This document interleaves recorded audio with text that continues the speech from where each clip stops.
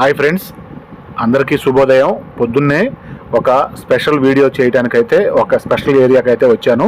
ఇది తిరుపతి సమీపంలోని తిరుపతి బస్టాండ్ నుంచి 7 కిలోమీటర్ల దూరంలో ఉన్న సుబ్రహ్మణ్యేశ్వర స్వామి గుడి, తనపల్లి ఏరియా. మన ఊరి పేరు కూడా కనిపిస్తుంది, తనపల్లి సుబ్రహ్మణ్యేశ్వర స్వామి ఆలయము. తిరుపతి బస్టాండ్ నుంచి కరెక్ట్గా 7 కిలోమీటర్లు గుడి దగ్గరికి. బైక్స్ అవైలబుల్ ఉంటుంది, కార్సు, ఆటోసు ఏవైనా సరే తిరుపతి బస్టాండ్ నుంచి రైల్వే స్టేషన్ నుంచి రావాలంటే ఏ వెహికల్ ద్వారా అయినా ఇక్కడ చేరుకోవచ్చు. చాలా అద్భుతమైన వ్యూ పాయింట్స్ అయితే ఉంటాయి. ఈ కొండ పేరు పద్మగిరి అని పేరు పెట్టారు.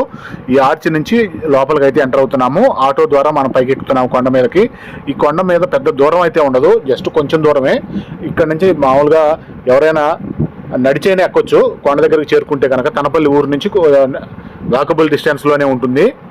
చాలా అద్భుతమైన వ్యూ పాయింట్స్ అయితే ఉంటాయి. సుబ్రహ్మణ్యేశ్వర స్వామి గుడి ఇక్కడ ప్రత్యేకత ఏంటంటే ఏదైనా అనుకుంటే ఖచ్చితంగా జరిగి తీరుతుందంట.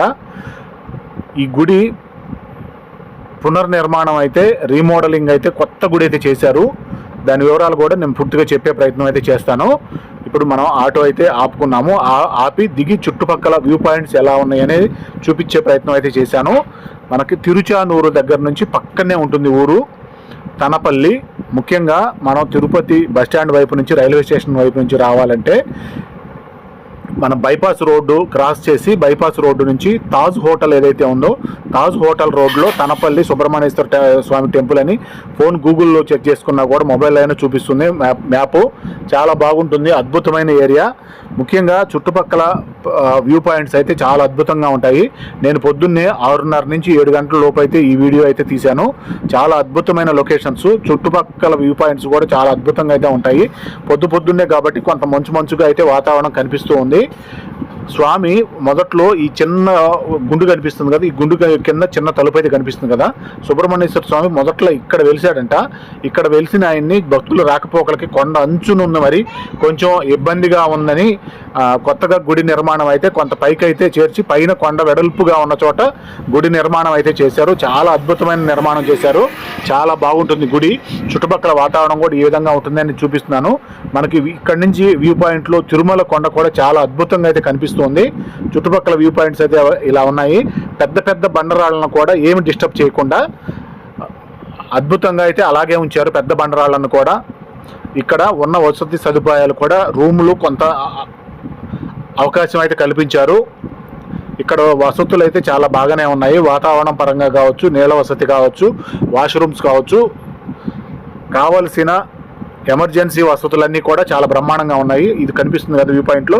మనకు కనిపించేదంతా కూడా తిరుమల 7 కొండల వాడి కొండ వ్యూ పాయింట్ అనమాట. ఆదిశేషుడు మీద వెంకటేశ్వర స్వామి పడుకున్నట్టుగా ఉంటుంది. ఇక్కడికి వస్తే మనం ఆ వ్యూ పాయింట్ ఖచ్చితంగా చూడొచ్చు. ఇక్కడ సన్ రైజ్ కూడా మనకు క్లియర్గా అర్థమవుతుంది. ఇప్పుడు 6:30 దాటి 7 అయితే సమయం కావస్తుంది ఉదయాన్నే. ఈ వ్యూ పాయింట్ అంతా కూడా చాలా అద్భుతంగా అయితే ఉంటుంది. టెంపుల్ ముందు వైపు, సుబ్రహ్మణ్యేశ్వర స్వామి టెంపుల్ ముందు వైపు అయితే ఇలా ఉంది. టెంపుల్ లోపల అయితే మనకి వీడియో చేసుకోవడానికి అలౌ చేయలేదు. కెమెరాలకి వీడియోలకి పర్మిషన్ లేదని వాళ్ళు ఖచ్చితంగా చెప్తున్నారు. అందువల్ల ముందు వైపు నేను కొంత భాగం అయితే చూపించాను అంతవరకు. ఇది ధ్వజస్తంభానికి సంబంధించిన మండపము.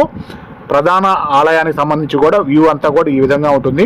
చుట్టుపక్కల పరిసరాలు చూడటానికి కూడా ఇక్కడ ఎక్కువ మంది భక్తులు, ఎక్కువ మంది జనం వచ్చి ప్రతిరోజు అయితే ఇక్కడ దర్శనం అయితే ఉంటుంది. ప్రతిరోజులో ఏ రోజైనా రావచ్చు. 365 రోజులు వచ్చి ఇక్కడ దర్శనం చేసుకోవచ్చు.